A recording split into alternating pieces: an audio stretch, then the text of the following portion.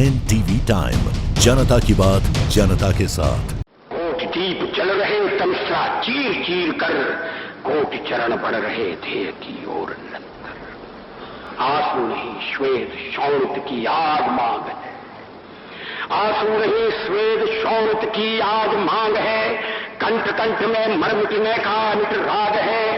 प्राण पुष्प ही नहीं करो जीवन का अर्पण, अब न सहेंगे जननी के क्लेशों का कर्षण। कंटक पथ पर पांव बढ़ाते गाते जाना, हर बाजी पर हमें यहाँ सर्वस्व लगाना। जन्म मरण का खेल अनूठा, इसमें हार नहीं है। वह क्या चल पाएगा जिसको पथ से प्यार नहीं। देश की सबसे बड़ी पार्टी भाजपा आज अपना 44वां स्थापना दिवस मना रही है। नमस्कार, मैं गिरिजा वाधवानी और आप देख रहे हैं लोकतंत्र। आज भाजपा का 44वां स्थापना दिवस। प्रधानमंत्री ने अपने कार्यकर्ताओं को संबोधन किया है। आपको पता होगा कि वर्तमान में लोकसभा में भाजपा के सांसदों की संख्या 303 है, पर एक वो दौर भी था जब भाजपा के पास केवल 2 सांसद थे। तो आज हम आपको बताएंगे कि कैसे भाजपा देश की सबसे बड़ी पार्टी बनी। भाजपा जो देश की सबसे बड़ी पार्टी है, आज उसका स्थापना दिवस है। पार्टी को ये मुकाम हासिल करने में सालों लगे। कभी वह समय भी था जब संसद में भाजपा का केवल एक सांसद। तो कैसे भाजपा ने अपना ये सफर तय किया और आज देश की सबसे बड़ी पार्टी बनकर उभरी। भारतीय जनता पार्टी कभी जनसंघ और जनता पार्टी हुआ करती थी। तो सफर शुरू होता है 1951 से श्याम प्रसाद मुखर्जी से, जिन्होंने जनसंघ की नींव रख भगवा चुना और दीपक चुनाव चिन्ह के साथ 1952 में पहला लोकसभा चुनाव लड़ 3 सीट जीती। उसके बाद 1953 में कश्मीर को लेकर डॉक्टर श्याम प्रसाद मुखर्जी ने आंदोलन शुरू किया, जिसके चलते उन्हें जेल में डाल दिया गया। इसी के बाद से कश्मीर बीजेपी के चुनावी मुद्दों के केंद्र में रहा। उसके बाद आते हैं 1957 से 1967 की दौर पर। पार्टी की कुछ सीट बढ़ी, पर वो मुकाम हासिल नहीं कर पाई। हालांकि कई राज्यों में सम्मिलित सरकार में रही।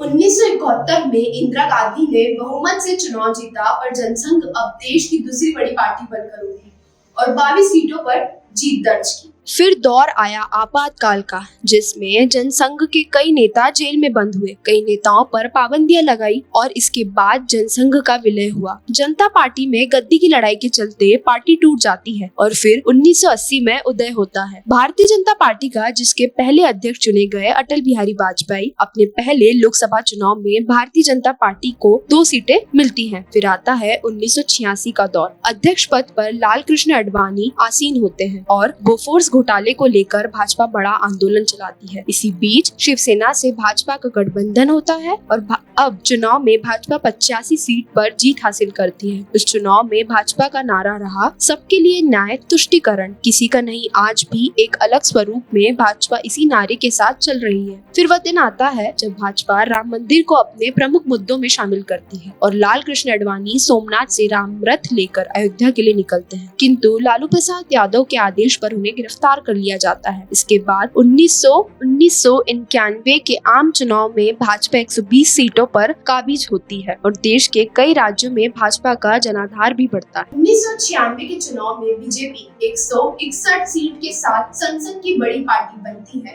अटल बिहारी वाजपेयी प्रधानमंत्री बनते हैं, पर फिर भाजपा के लिए वो काला दिन आता है जब एक वोट से भाजपा की सरकार गिर जाती है और पूर्व प्रधानमंत्री अटल बिहारी वाजपेयी का सदन में संबोधन होता है। उन्होंने क्या कहा था? अध्यक्ष महोदय, एक बात और इस चर्चा में कही गई जिसका मैं उत्तर देना चाहूंगा कि भारतीय जनता पार्टी को व्यापक जन समर्थन प्राप्त नहीं है। Cow belt, I don't know where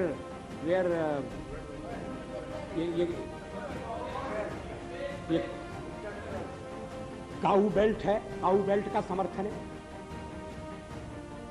जो काऊ बेल्ट जिससे खा जाता है उसको इस तरह से सदन में उल्लेखित करना।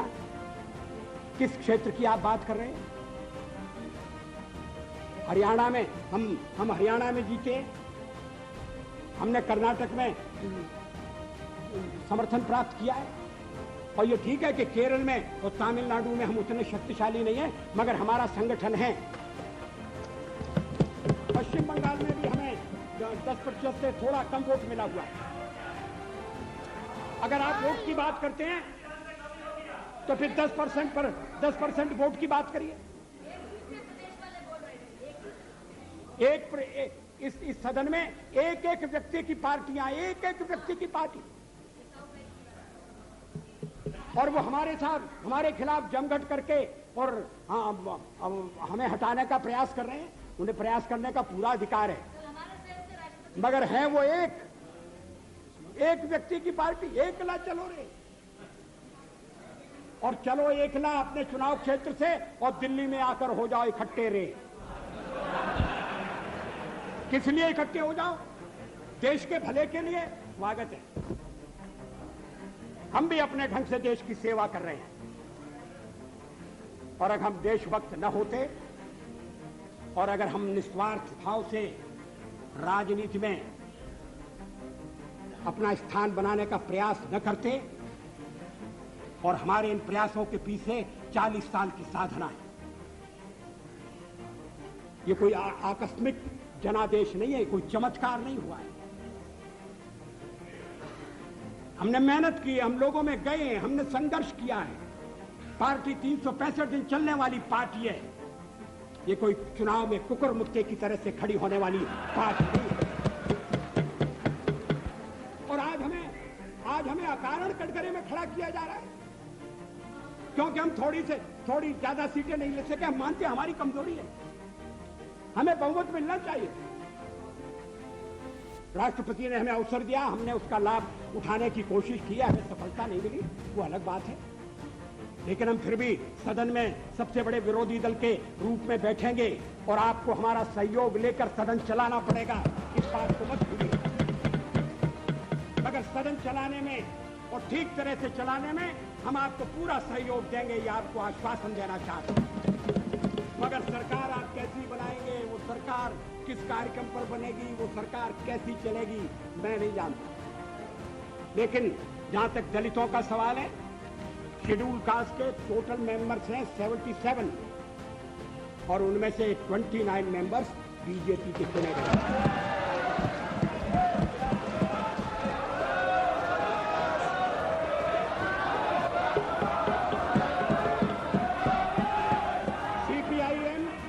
सीपीआईएम के 5 मेंबर हैं, सीपीआई 1 मेंबर है, कांग्रेस 15 मेंबर है, जनता दल 7 मेंबर है, और सबसे ज्यादा हमारे मेंबर हैं।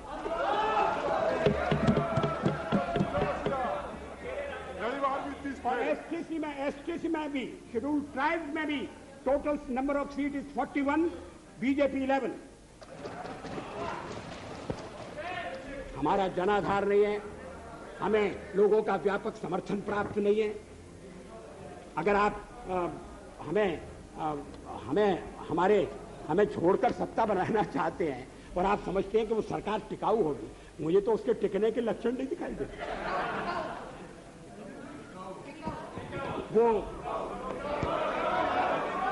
पहले तो उसका जन्म लेना कठिन है, जन्म लेने के बाद जीवित रहना कठिन है, और ये सरकार अंतर विरोधों में घिरी हुई देश का कितना लाभ कर सकेगी, ये एक प्रश्नवाचक चिन्ह है।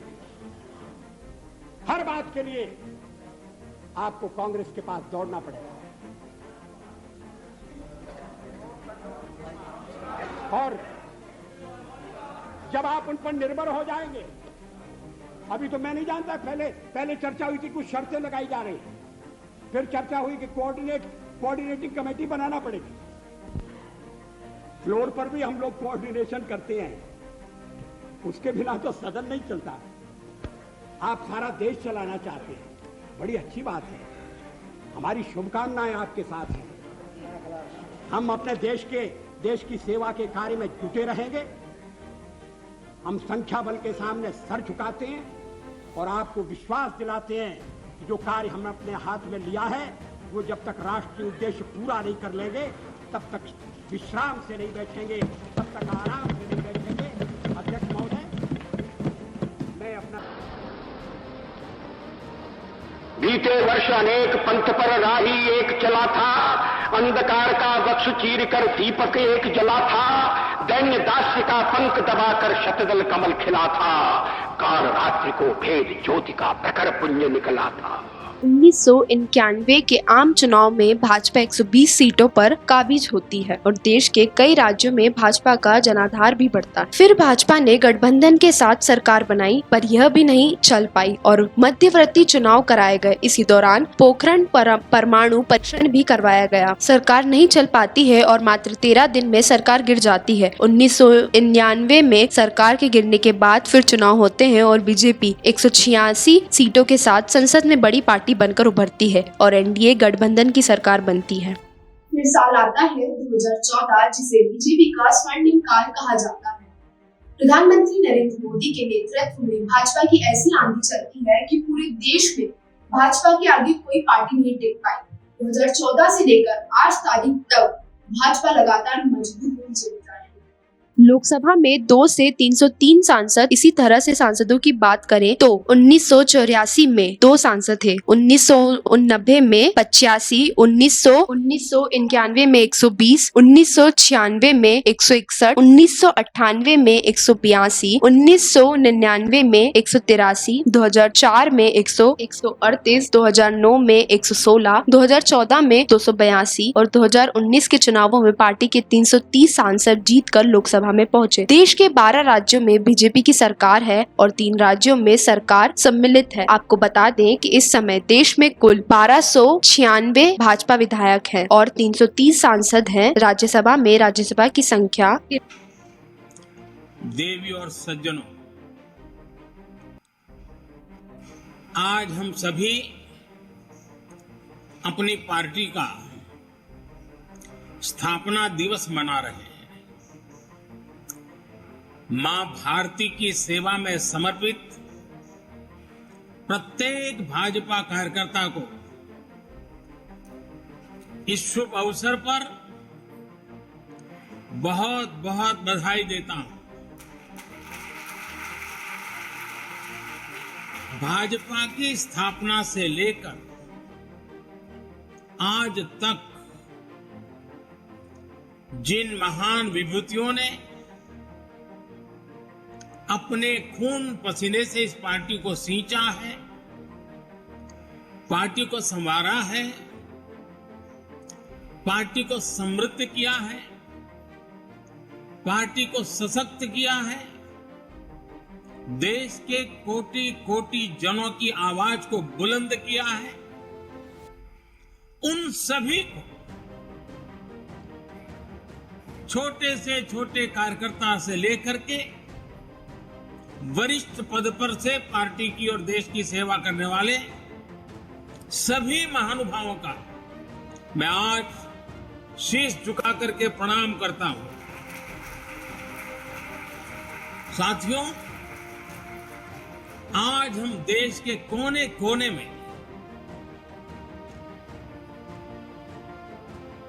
भगवान हनुमान जी की जन्म जयंती मना रहे हैं। बजरंग बली के नाम का घोष